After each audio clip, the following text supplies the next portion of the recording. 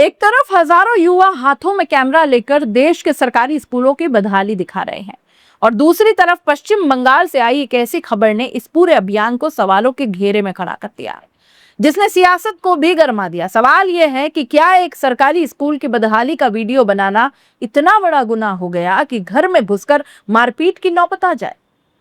क्या स्कूल की टूटी दीवार, खराब व्यवस्था और सरकारी लापरवाही पर सवाल उठाने की कीमत किसी परिवार को अपनी जान देकर चुकानी पड़ेगी? और सबसे बड़ा सवाल, बांकुड़ा में आखिर उस रात हुआ क्या? क्यों एक बेटे का आरोप है कि उसके पिता को सिर्फ इसलिए बुरी तरह पीटा गया क्योंकि उन्होंने बेटे को बचाने की कोशिश की। और अब इस पूरे मामले ने सीजेपी के स्कूल ठीक करो अभियान को एक नए मोड़ पर ला खड़ा किया है।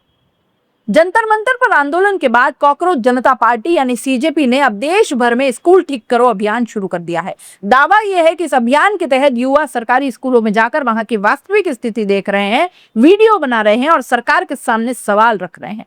लेकिन इसी अभियान के बीच पश्चिम बंगाल के बांकुड़ा से सामने आई घटना ने सनसनी फैला दी। लड़ाई लड़ी, स्कूल ठीक करने की लड़ाई लड़ी। हम चाहते थे कि इस देश के सभी स्कूल ठीक हों, लेकिन भाजपा की तरफ से क्या हुआ? भाजपा की तरफ से गुंडागर्दी की गई, मारपीट की गई। वेस्ट बंगाल के Bankura district Indus police station का रहने वाला अब्दुल, जो जंतर मंतर पर पहले दिन से हमारे साथ मौजूद था, जिसने प्रोटेस्ट में हिस्सा लिया, वो सिर्फ अपने गांव के सरकारी स्कूल ठीक कराना चाहता था। वो गया, लेकिन जैसे ही वो वापस अपने घर आया, भाजपा के गुंडे आए, उसके साथ मारपीट की और बीच बचाव में जब उसके पिताजी वापस बीच में आए तो उनके साथ भी मारपीट की। उनको इतना मारा कि कल उनकी मौत हो गई।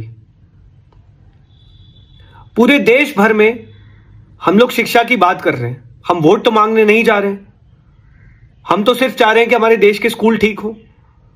लेकिन पूरे देश में हमें सिर्फ और सिर्फ भाजपा के लोग गुंडागर्दी, मार पिटाई, बदतमीजी से ही क्यों डील कर रहे हैं? सीजेपी के मुताबिक बांकुड़ा जिले के इंदास थाना क्षेत्र के करीसुंडा गांव के रहने वाले उसके कार्यकर्ता अब्दुल हफीज अपने पुराने सरकारी स्कूल पहुंचे, वही स्कूल जहां कभी उन्होंने खुद पढ़ाई की। अब्दुल ने स्कूल की स्थिति देखी और कथित तौर पर वहां की बदहाल व्यवस्था का वीडियो बना दिया।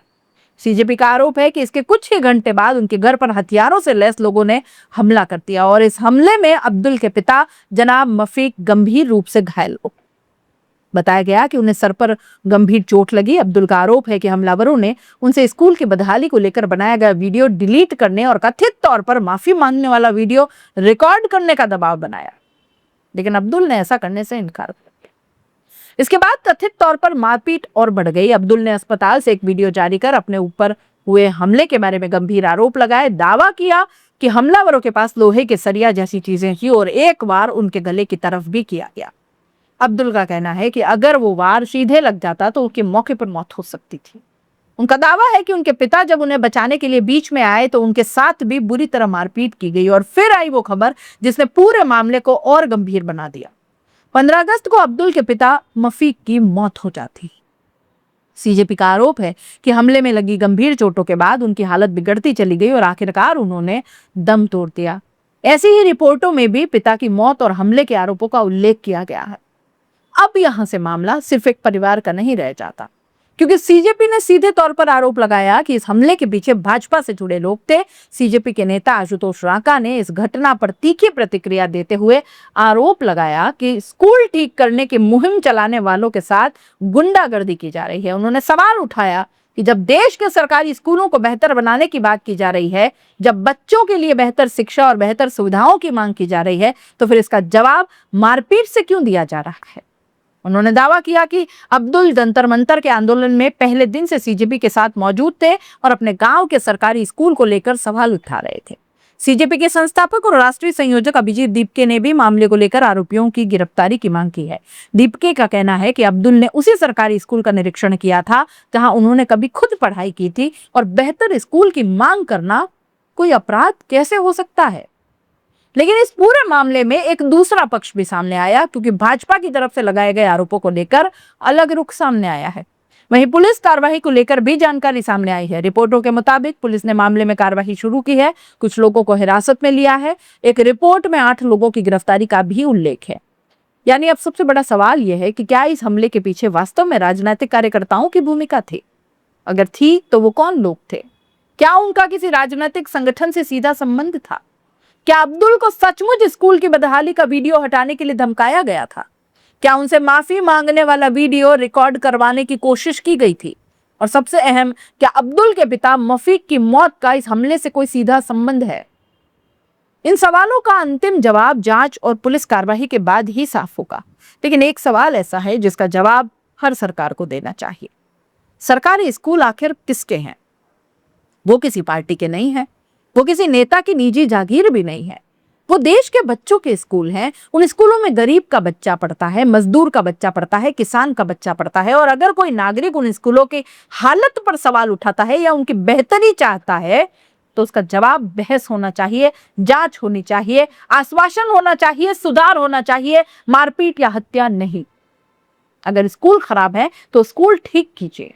अगर शिक्षक की कमी है तो शिक्षक पूरे दीजिए। अगर भवन जर्जर है तो भवन बनाइए। और अगर सरकारी व्यवस्था में कमी है तो सरकार से सवाल पूछा ही जाएगा और जाना चाहिए।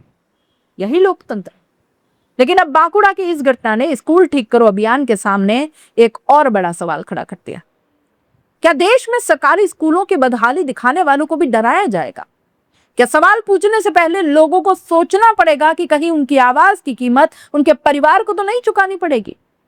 और अगर अब्दुल हफीज और उनके परिवार के लगाए आरोप सच साबित होते हैं तो यह सिर्फ एक परिवार पर हमला नहीं होगा, यह उस सवाल पर हमला होगा जो हर माता पिता अपने बच्चों के लिए पूछता है। हमारे बच्चों का स्कूल कब ठीक होगा? अब नजर पुलिस जांच पर है, नजर कार्रवाई पर है, उन लोगों की पहचान पर है जिस पर आरोप लगे हैं। और सबसे बड़ी नजर इस बात पर है कि स्कूल ठीक करने की मांग करने वाले अब्दुल हफीज के परिवार को इंसाफ मिलता है या नहीं। क्योंकि स्कूल की टूटी दीवारें सिर्फ ईंट पत्थर की कहानी नहीं होती, वो सरकार के सिस्टम का आईना होती है। और आईना दिखाने वालों को अगर डराया जाएगा तो सवाल खत्म नहीं होंगे और बने कुचाएंगे। आखिर डर किस बात का? आप इस पूरे मामले को कैसे देखते हैं? कमेंट बॉक्स में जरूर बताइएगा। जाते जाते चैनल को लाइक, शेयर और सब्सक्राइब जरूर कीजिएगा। नमस्कार।